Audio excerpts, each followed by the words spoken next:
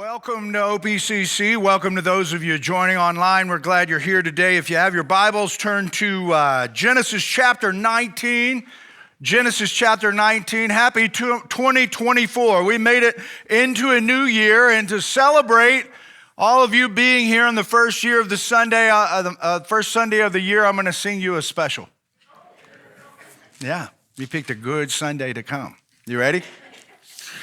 Well, you put your right arm in, you take your right arm out, you put your right arm in, and you shake it all about. You do the hokey pokey and you turn yourself around.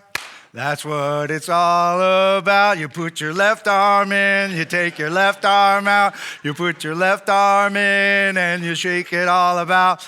You do the hokey pokey and you turn yourself around. That's what it's all about. You're welcome. Absolutely ridiculous. Took a lot of courage to do that this morning. However, I'm convinced if I would have continued on and invited you to join me, 80 to 90% of you would have done the hokey pokey on a Sunday morning. But I'm glad we did not do that. Genesis chapter 19 is a story about the destruction of Sodom and Gomorrah. And a lot of times it's a passage used in the Bible to specifically target the sin of homosexuality. And that certainly is a sin that was going on in these cities. But it wasn't the only sin that was going on in these cities. There was all kinds of sin going on. These people were loaded with pride, had forgotten, were not thinking about the things of God at all. It was a very pagan society, and it was broken. And one of the ways it did, the sin played itself out was in homosexuality, but certainly there would have been the sin of adultery and all kinds of promiscuity going on and cheating and just using people for your own selfish desires as opposed to thinking about the creator of the universe. And so as we look at the destruction of Sodom and Gomorrah, the interesting thing about it is that it is a forecast of the coming judgment on all mankind. And so it certainly is an event that happened historically, just like Abraham is a person who lived historically and he has his own life details. We can see also things in his life that are about the covenant that we too can experience with God as we walk in relationship with him. Last week we discovered what it looks like to be friends with God. And I tried to describe to you that you can be best friends with God. Your best friend in the whole world can be Jesus. And that's really how I live. Nobody knows me better than him. And it's such a joy to walk with him in that capacity. Well, as we look at the destruction of Sodom and Gomorrah, it shows what our lives are like when we actually know Jesus and we're not best friends with him. What we're vulnerable to. Lot is a picture of an illustration of a person living a hokey pokey life. Like he was part of the kingdom of God, yet he did not live according to the things of the kingdom of God. And because of that, is a very broken life. And so when we look at Sodom and Gomorrah, we see a picture where God comes first and he interacts and he's making an announcement about the judgment. He does that with Abraham, and then the judgment takes place on these cities. Well, right now we're in a phase in the age of the kingdom where the church and the gospel is going forth, and a lot of the preaching and teaching should be a warning about there's a coming judgment, that Jesus will again return to the planet and judgment will fall on all of humanity.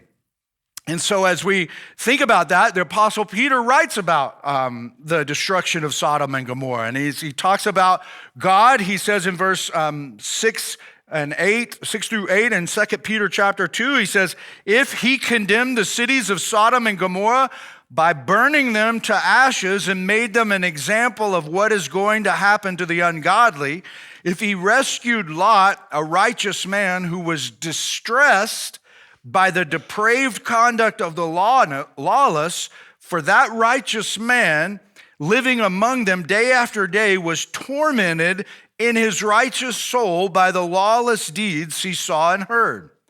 And so Lot started doing the hokey pokey, man. Like he knew Abraham, he knew the God of Abraham, and the Bible describes him as a righteous person. And what do we know about that is when God shares his righteousness with us, that's the only way we can be righteous. And so he had some kind of a relationship with God. But because of the way he was choosing to live, where Abraham is becoming best friends with God, Abraham's stumbling. He's making mistakes, but he's growing. He's progressing in his relationship with God, even to the point where he's having extended conversations and making intercession for this particular city and the righteous people that would live in it. We see that in Abraham. Lot is doing the complete opposite. And he started living a hokey pokey life by first we see that the Bible, we learned this a few weeks ago, the first thing that he did when Abraham said, hey, we need to separate, he had been looking down towards Sodom. He put his left arm in when he started looking. And then it says that he went that way when they separated and he pitched his tent near Sodom. If you'd asked him at that time, why didn't you just move in onto the city? He would have said, oh, it's way too wicked for me to live in there. But then we see that he eventually has his whole self in, and he's living inside of the city. And when when we pick up in chapter 19 and these two angels come to the city, he's actually sitting at the gate. So he's not only living in the city has now rewarded him as he is in relationship with the city of Sodom, and he has assumed a position of leadership, power, and influence that he's been rewarded for his decision making. And so we can see that as a picture of how the world will reward us when we start functioning in our relationships and building relationships that are worldly as opposed to focusing on our development in the kingdom. And we are all in danger of this. And just because you know Jesus and you've been born again doesn't mean that you are not in danger of developing relationships in your life that are unhealthy for you. And that's what Lot does. And so we're going to unpack it, and we're going to see, I'm going to go through the story, and then I'm going to give you some takeaways that I think are hopefully serve as kind of a caution, a warning sign. Like, hey, man, if you're not careful, you're becoming hokey pokey. And as ridiculous as your pastor was doing that song this morning, your life is more ridiculous if you're living that way, because it doesn't add up to what you say you believe about who Jesus is and what he did for you, and that he rose from the dead and he's returning to the planet and that you belong to him.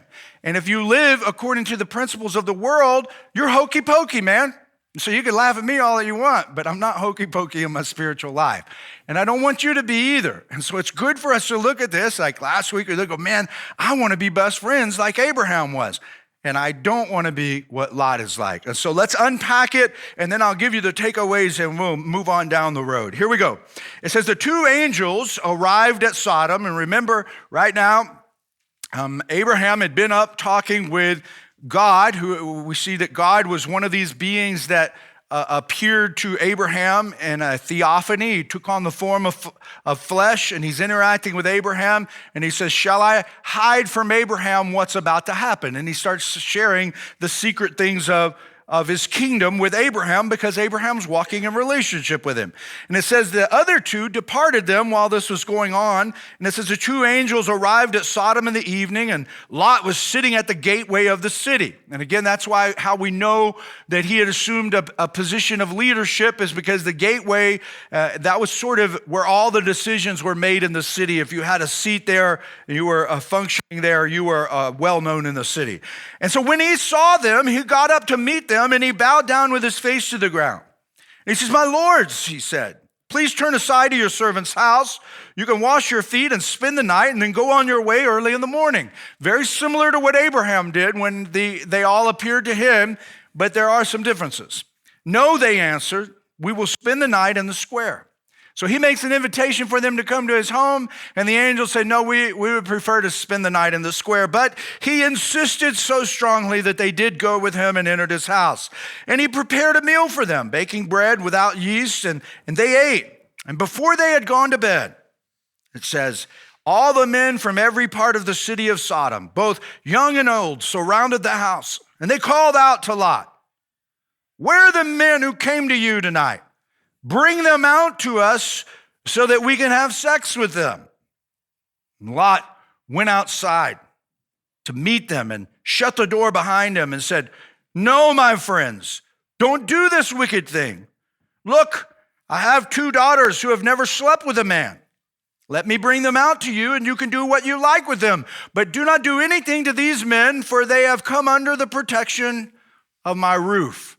A man starts living in foolish ways, and he starts making foolish decisions, and we can see that here in Lot's life. He was not thinking like a person in the kingdom. "Get out of our way," they replied. And then they, talking amongst themselves, say, "This fellow came here as a foreigner, and now he wants to play the judge. We'll treat you worse than them."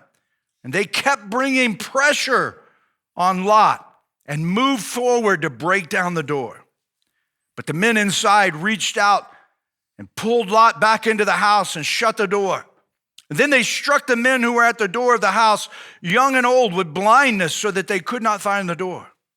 And the 2 men said to Lot, "Do you have anyone else here, sons-in-law or sons or daughters or anyone else in the city who belongs to you? Get them out of here, because we're going to destroy this place. The outcry to the Lord against its people is so great that he has sent us to destroy it." And so Lot went out and spoke to his sons-in-law who were pledged to marry his daughters. And he said, "Hurry and get out of this place, because the Lord is about to destroy the city." But his sons-in-law thought he was joking. With the coming of dawn, the angels urged Lot, saying, "Hurry, take your wife and your 2 daughters who are here, or you will be swept away when the city is punished." And when he hesitated, the men grasped his hand and the hands of his wife and of his 2 daughters, and they led them safely out of the city, for the Lord was merciful to them. And as soon as they had brought them out, one of them said, Flee for your lives. Don't look back and don't stop anywhere in the plain. Flee to the mountains, or you will be swept away." But Lot said to them, "No, my lords, please, your servant has found favor in your eyes, and you have shown great kindness to me in sparing my life. But I can't flee to the mountains. This disaster will overtake me, and I'll die. Look, here's a town near enough to run to, and it is small. Let me flee to it. It is very small, isn't it? Then my life will be spared." And he said to him, "Very well, I will grant this request to you. I will not overthrow the town you speak of, but flee there quickly, because I cannot do anything until you reach it." And that is why the town was called Zoar. And by the time Lot reached Zoar, the sun had risen over the land. Then the Lord rained down burning sulfur on Sodom and Gomorrah from the Lord out of the heavens. And thus he overthrew those cities and the entire plain, destroying all living in the cities and also the vegetation in the land. But Lot's wife looked back, and she became a pillar of salt.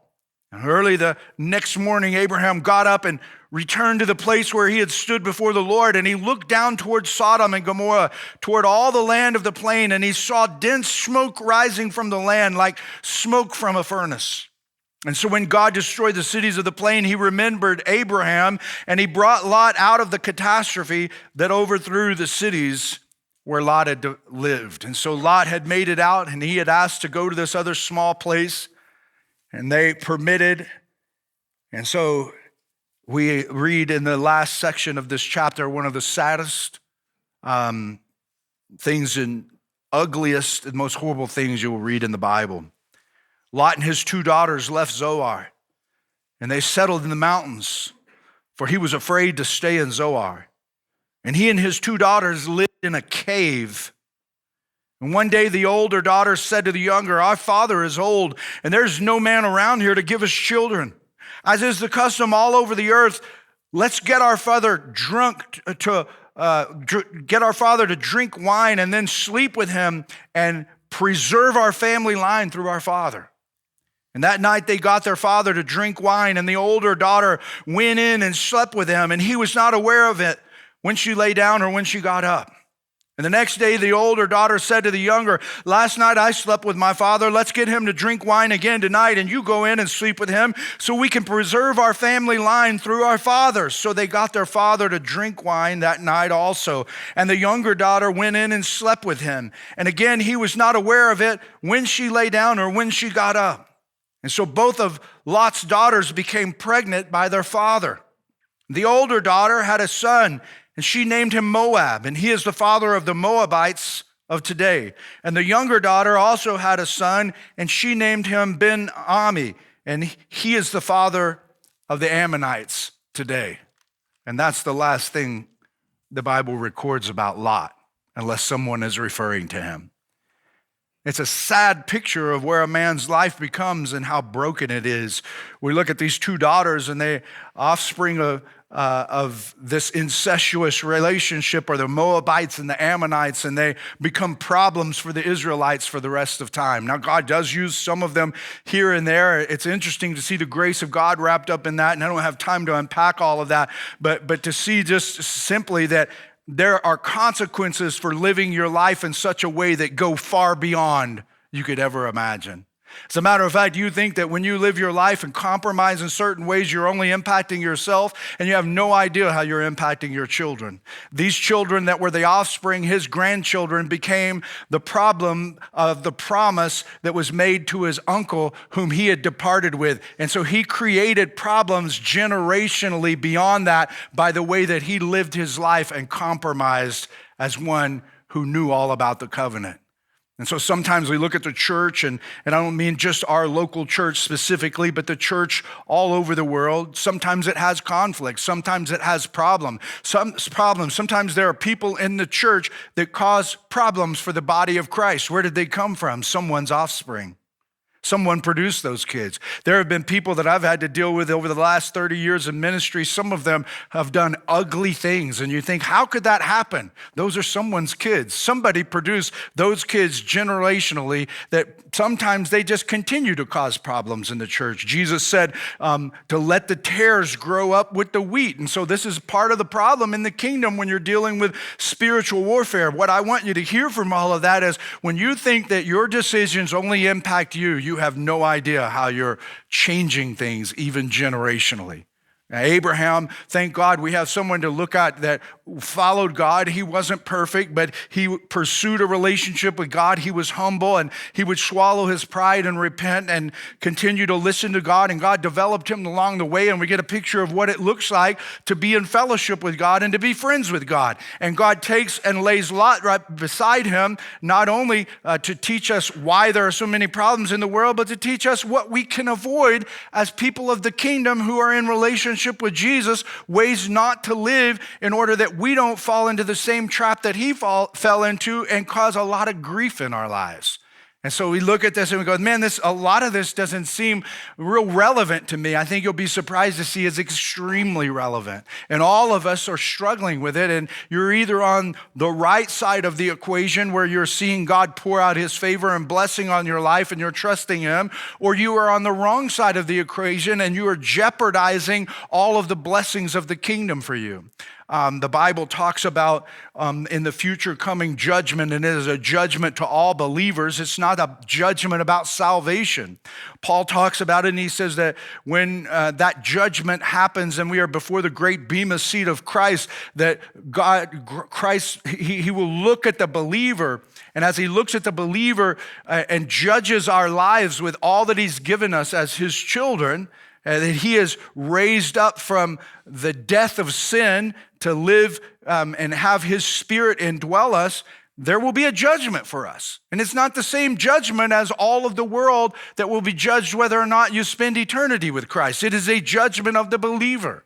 And he says when that judgment happens, that all that we've invested in our lives that is eternal and it has to do with the kingdom, that it is gold, silver, and precious stone. And so when the fire of Christ hits it, it just comes out more radiant. It shines brighter and more brilliant. It is refined by Christ. But then it talks about there's wood, hay, and stubble, right? And it says it will be burned up. It won't pass through the fire. And so we look at that and go, man, there are some things we are investing our lives in, hopefully, that are the gold, silver, and precious stone. And we go, man, that stuff is going to make it through. And there is some type of reward system. I can't explain it all to you or how it will function. And it's not really why I serve the Lord, but I'm encouraged sometimes when I look at the sacrifices that I'm making, that I know people that are in the world that aren't making. And I go, boy, if I wasn't a follower of Jesus, then I would have this.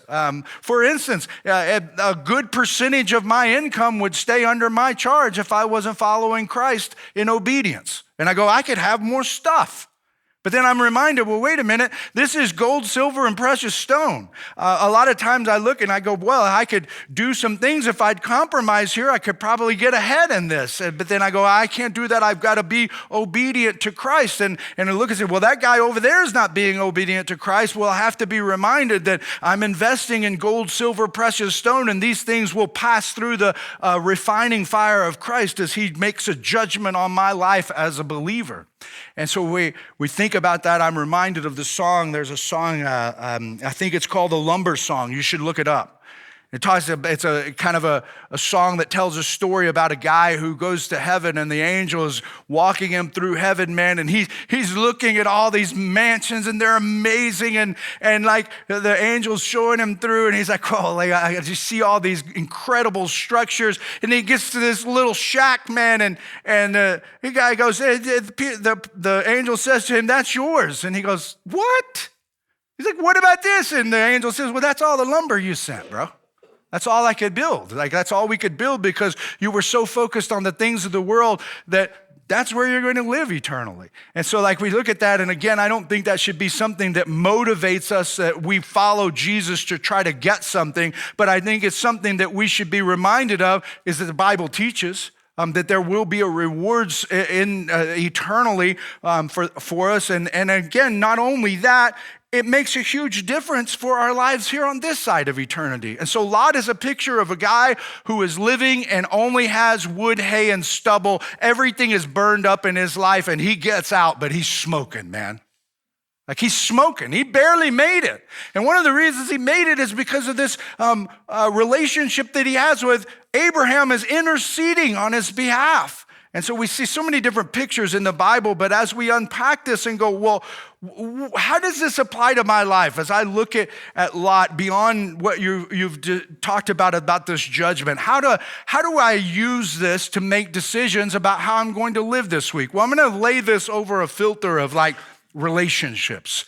Mainly friendships is how I'll address it, but it could be in your business, like maybe you start a business and you begin to hire people and the people that you bring around you, especially executive leaders in your business, if you have a business, is like, what kind of people are around you that you're doing life with? If you are entering into business agreements with people, if you're a young person and you're in high school or even younger, middle school, and you're looking at your relationships and who you're deepening those relationships with. If you're beyond high school age, you're a young adult, who are you spending your time with? How are you developing deep relationships, and what do those people look like? And that never changes for any of us. And so we look at that and we go, there's some consequences that we see Lot compromised on, and it caused him a lot of problems. And here's the first thing I notice. If most of your friends live in Sodom, your friendship with Jesus is suffering.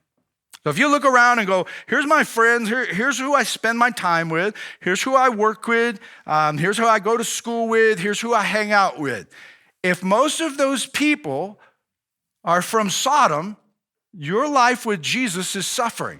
Now, by saying that, what I mean is they aren't thinking about the things of the kingdom. They aren't thinking about, how do I yield myself to Christ? How do I honor Christ with my life? How do I bring glory to him? How do I yield to him? How do I grow in my faith? How do I grow in the fruit of the Spirit, where the Lord is putting more joy and more peace and more kindness and more gentleness in me? That's what a person of the kingdom looks like. That person is like Abraham living up on Mount Mamre, and people in Sodom aren't thinking about that at all. And we're interacting with people like that all the time. So I'm not saying that we don't have any relationships with them. That's not what I'm saying. We're going to have relationships with them. We need to have relationships with them. We need to be helping some of them come out of Sodom. But the problem is a lot of us are trying to say, well, I'm trying to reach my friends and I'm being like a missionary, but you have so many friends that are from Sodom that you have become a missionee, not a missionary. You're not getting people out of Sodom. Sodom is getting in you. And that's what happened a lot. And we see him, and what God sends two angels to him. Watch what happens when he sends the two angels to him. He sends them to the city. Lot recognizes them. He invites them into his home. He finally gets them to agree, and they come, just like they went to Abraham. But Lot is so distracted by the desires of his friends, he can't host his guests. His friends are keeping him from enjoying divine fellowship because he's trying to hide them, the angels, from his friends. What does he do when he goes outside? He says, friends. And so he's in relationship with these people. And that is exactly what happens when you aren't intentional with your relationships. If you aren't intentional with your relationships, you're making sure that you have some good, close, intimate friendships around you of people who are drawing you to Mount Mamre and helping you live there instead of living down in Sodom. If you don't heavily tilt the scale in that direction, then the people who are in Sodom in your life are going to tilt you away from it. Like, we see it happen over and over in the scriptures. And so that's why Jesus said, I'm going to build a church, a gathering of people that is so great that hell won't stop it. Hell will constantly be trying to stop you. But if you surround yourself with people who are of the kingdom and people who want to live on Mount Mamre, believing that God will supply all of our provisions and needs and help us and bless us, and that we don't have to live down in Sodom and make a way for ourselves because God is concerned about those things, because we belong to him, then all of a sudden we're tilting the scale the other way. And now instead of it being too heavily tilted towards Sodom, we're tilting it toward Mamre, and we're able to pull people out of Sodom that really do want to leave Sodom. There are some people who want to leave Sodom, they just don't know it yet. And if we move into Sodom and all of our relationships are tilted the other way, where they're more heavily Sodom, not only are they not coming out of Sodom, we're barely going to get out. We're going to be like the guy smoking. And if you look at Lot's life, when we see at the end of it, he dies living in a hole in a rock by himself, committing incest with his daughters after they get him drunk. Sounds like a great life to me. Right? Like that's the reality of what God is saying to us. That if you aren't careful, you will find yourself being the victim of your own decisions because you aren't intentional with your relationships. That's why the Lord gave us the church. That's why we do church. That's why we come in for the edification of the body. I preach and teach from the word and try to help you to hear from what the word of God wants to say to you. But then we do other things. There are a lot of cool things going on this month. Some of you guys are going, well, I don't really have any friends that are concerned about the kingdom. They don't think about the kingdom at all. They just think about all kinds of other things, their own kingdom. So how do I develop those relationships? Well, the men's ministry has a beast feast coming up on the 27th. Come on, man, a beast feast? You say, well, I don't hunt. I wouldn't have anything to bring. You just stop and pick up a raccoon on the side of the road. No, I'm kidding. Please do not do that.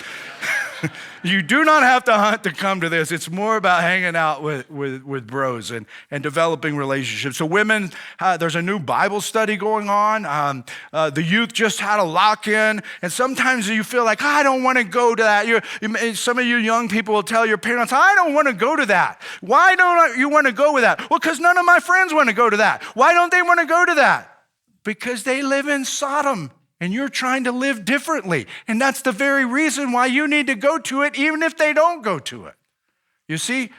And we got to be intentional, because if we are unintentional, if you're living unintentionally, you will not have any friends who are trying to stay and live on Mount Mamre. You will just end up with friends who live in Sodom. They're everywhere. It's very unique to find a peculiar person who wants to live on top of the mountain. And when you find one, you need to develop a relationship with one and develop as many relationships with as many of them as you possibly can, because by default, you're going to make relationships with Sodom. Just like by default, if you don't watch what you eat and watch how much you work out, you are going to get fat. That's just the way it is, man. Like, I know I have not been watching what I've been eating and how much I've been active the last couple of weeks, and I guarantee it, I feel the 5 pounds. That's why I wore a baggy shirt today, right? And so I got to get intentional with that, or it's going to get out of hand and I'm going to be really uncomfortable. But I am more concerned about my spiritual development than I am my physical development, and some of you aren't. Some of you would never miss a day in the gym to save your life because you're worried about what people in Sodom think about you. But you're not worried about how you're developing in Jesus, and so you say it's too hard to read the Bible and pray. It's because you're thinking like Sodom, not thinking like a person who wants to live on Mount Mamre. And so we gotta go, wait a minute here, what am I doing with my life? Here's the second thing. When your friends live in Sodom, they don't care about you. They don't care about you. Notice they didn't care about Lot. They didn't come and say, hey, Lot, I noticed you had some guests. You need any bread? You need some honey to go with the bread? Lot, how can we help you entertain your guests? No, Lot, who do you got behind there that we can bring out and please us? They didn't care anything about Lot whatsoever. When he said don't do anything, he comes out and he's looking at them and he says friends. He thought they were his friends. But when he got serious about the things of the kingdom and the divine, notice what they say. Who put you in charge? You're not even from here. Who do you think you are? Like you, if you don't get out of our way, we'll do worse to you than what we're going to do to them. And sometimes who you think are your friends are not really your friends. When he said don't do anything, they say move over or we'll do worse to you. You know what Lot was trying to protect? Divine fellowship with these two angelic beings. And they were trying to destroy it. They kept bringing pressure on him, it says. They were bringing pressure on him and pushing him up against the door. And he was trying to get them not to do it. Meanwhile, in our previous story, we look on Mount Mamre, and Abraham, when the angels and God show up, he goes in and he says, hey, let me bring some water for you to wash your feet. Let me make a meal for you. They say, go ahead. They don't say, no, we'd rather stay in the public square. They say, go ahead. And then he runs in, he gets his wife, he gets his servant, he gets all these other people involved to help him. Lot doesn't do anything. He runs in, gets them in the house, shuts the door, throws some taquitos in the microwave and says, here you go, boys. Right? Totally different experience. Abraham standing, waiting on them as they're eating like a table waiter, just listening to what they have to say. Lot, on the other hand, because of his friends, had to go outside the door and couldn't enjoy the fellowship with the divine beings that showed up to bring him information. You see, a lot of times your friends will put pressure on you and they have no idea what they're destroying because they've never enjoyed fellowship like that. And when you start trying to tell them that you don't want to do those things and you try to pull yourself out, don't be surprised if they don't start looking at you and say, well, who are you? Like Mother Teresa now? You're a holy roller? What's gotten into you? You think you're better than us? Oh, you're going to go all Jesus on us now. You know what you need to say when somebody says something like that? You say, absolutely. What are you going to do? Go all Satan on us? You see, the enemy has us freaked out about what people in Sodom will say and think about us. I could care less. They're broken. They don't have a relationship with the creator of the universe like I have. And what they need to see is a man or a woman thriving on Mamre so that their brokenness can be fixed. If they look at me and my brokenness is just like theirs, and I'm not able to navigate through my brokenness with some victory, with some peace and some patience and some gentleness and some joy and some kindness, then what does the kingdom have to offer anybody? Well, what it has to offer everybody is redemption and restoration and all of the hope that Christ will bring to us. He is the hope of the world. And so as people living on Mount Mamre, man, we're looking, and people in Sodom are able to look at our lives and find a way out. And if they don't, judgment is coming. You see, this seems so harsh. It's the same thing the New Testament says is going to happen to the planet. Just like Jesus has already come once, he's coming back a second time. And so your friends who want to live in Sodom, they don't care about you, they care about what you have. And so they kept bringing pressure on him. They were molesting his relationship with the divine. And they didn't know it, okay? So I want to point that out. It's not like they were evil and they were intentionally, they didn't know that that's what was going on. They just were trying to please themselves. They're caught up in a broken culture. And that's what we have to recognize. That's why we have to be intentional with our relationships, or we will suffer the consequences in the hopes of loving our friends that really only care about what we have. When most of your friends live in Sodom, your life becomes a joke. Like, do you have any more friends? Do you have any more kids or sons-in-law, any relatives lot in the town? Abraham's been up there praying on Mount Mamre for 10 righteous people that the city might be saved. Do you have anybody? Because we haven't found anybody, and I don't think there are. And so Lot's like, I got to go talk to my sons-in-law. He's like, boys, listen, I know you're pledged to be married to my daughters, but here's the deal. Like, God is going to destroy the city, and we got to get out. Me and my daughters and the wife, we're heading out of town right now. And they laugh at him. They thought he was joking. Lot had taught these guys nothing about the promise of the covenant. He couldn't get them to flee. Their salvation depended on his testimony, and it was so anemic, they laughed at him. What's your testimony look like today? Are you living on Mount Mamre, or is Sodom just filled your heart and there's nothing to look at your life and go, man, this guy, he really believes what he says he believes. Man, this girl, she really believes what she says she believes. I can see the conviction. She won't compromise like everybody else around me is compromising. And so when most of your friends live in Sodom, your life becomes a joke. When all of your friends live in Sodom, it's hard to follow the Lord. Like, it becomes very difficult to follow Jesus when all of your friends live in Sodom. I know, I tried when I was younger. It can't be done. This just can't be done, man. Your life does become a joke because there's nothing that adds up to what you say that you believe. When they told Lot to leave, what's the first thing he does? Hesitates. He just watched these two guys strike many of his friends with blindness who were trying to molest them. He had just observed a miracle from God, right? He just saw it just a few hours ago. And now they're telling him, we are about to destroy the city.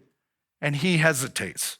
It's because it was hard for him to follow Jesus because there was no one around him that had been following the Lord with him.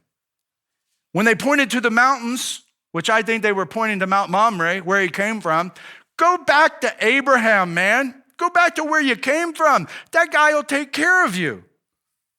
He complained and asked for Zoar. There's a little town over here. Let me go to this town. I can't make it that far. You guys can strike people with blindness. You have the power of God running through your lives, and you're telling me to do something that God wants me to do, yet I don't think I can do it because it just looks too hard. And so he's complaining.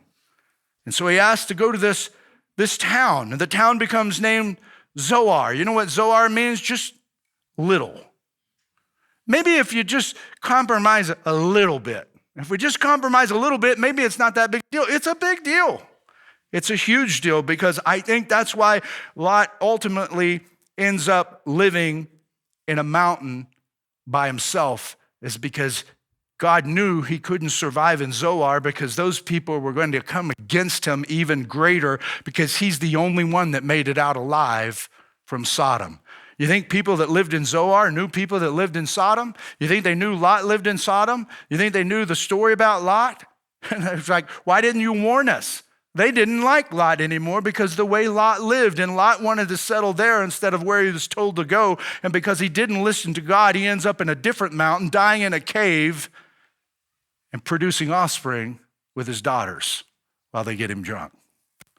And that brings us to the last takeaway. The longer you live in Sodom, the more life you lose. You just keep losing life on this side. You keep losing rewards on the other. And so Lot escaped judgment, but he died in a hole, man. Like, listen to the testimony of Lot. Like, if this was Lot's funeral, it's like, geez, man, not a good story. Not a good story. what I would say to you, man, is like, as we looked last week, and I'm like, we can be best friends with Jesus. All of hell is attacking that relationship. Like all of hell. And I know because as a young person, as I look back on my life, I think the Lord was calling me into ministry early in life. And I like at 15, I decided I've been looking at Sodom. And I looked so close that I pitched my tent toward it. And ultimately I moved into Sodom. I knew the Lord, man. And I betrayed everything. And I walked and lived in Sodom for the next 7 years doing the hokey pokey. Put your right arm in, take it out.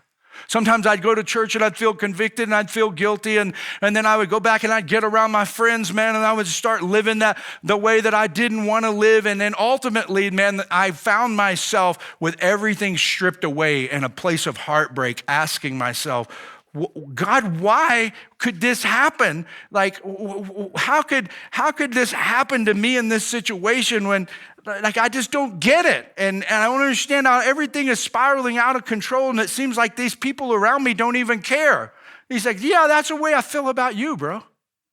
Like you're spiraling out of control and you don't care anything about me. And when the Lord said that to me, and I was like, Lord, you really do care about me, Lord.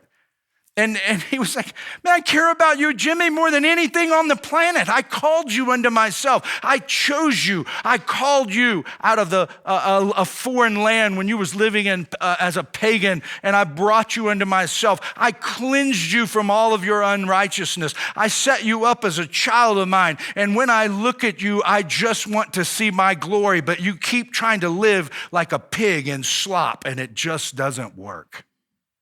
And I was like, what am I doing with my life?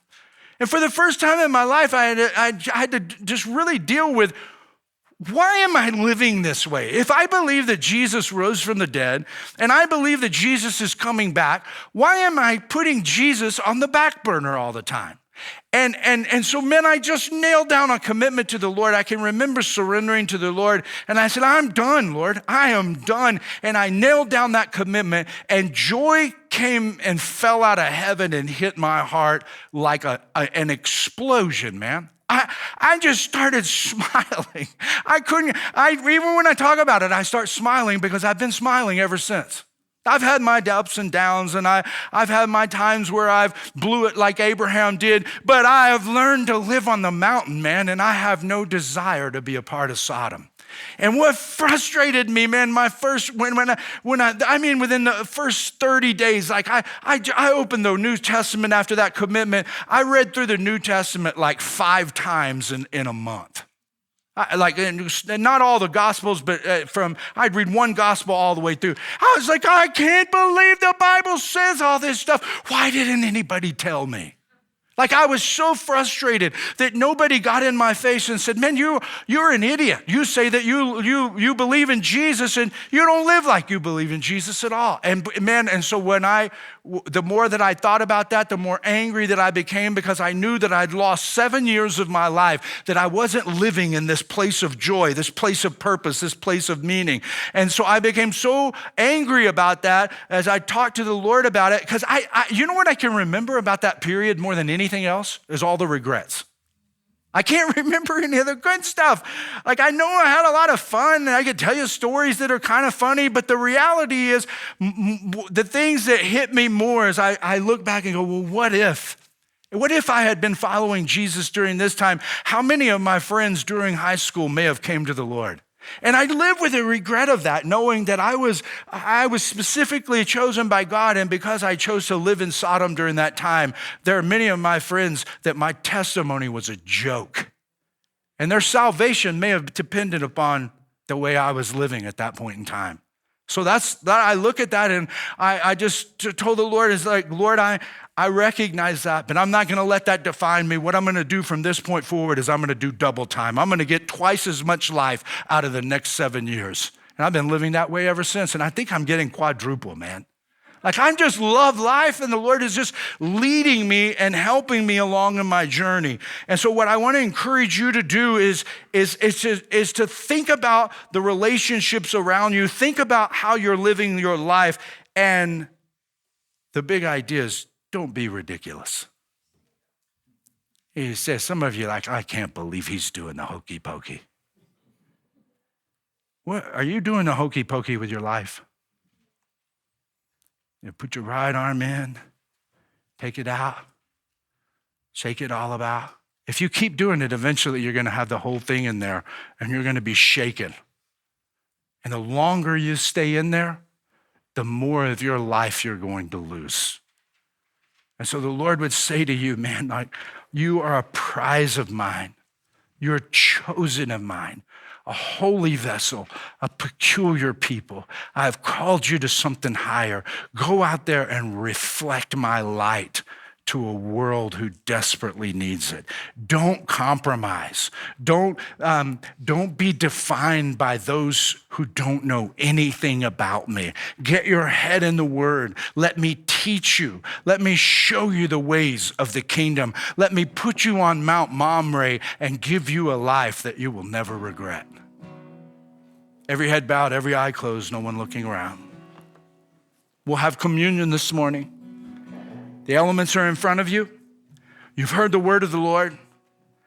The Bible teaches us not to partake of communion in an unworthy manner. And so I would say, like, if you're living and you look at your life, like as you pray and talk to the Lord, man, confess what needs to be confessed this morning. Just give it to the Lord.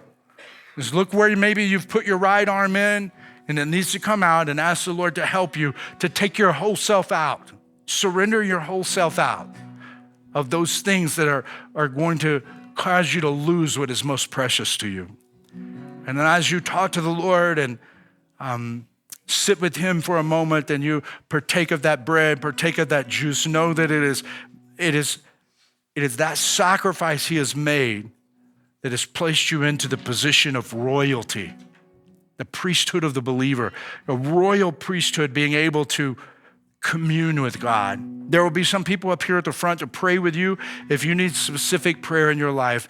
But at this time, as we enter into worship, make sure that you are meeting and communing with Christ this morning.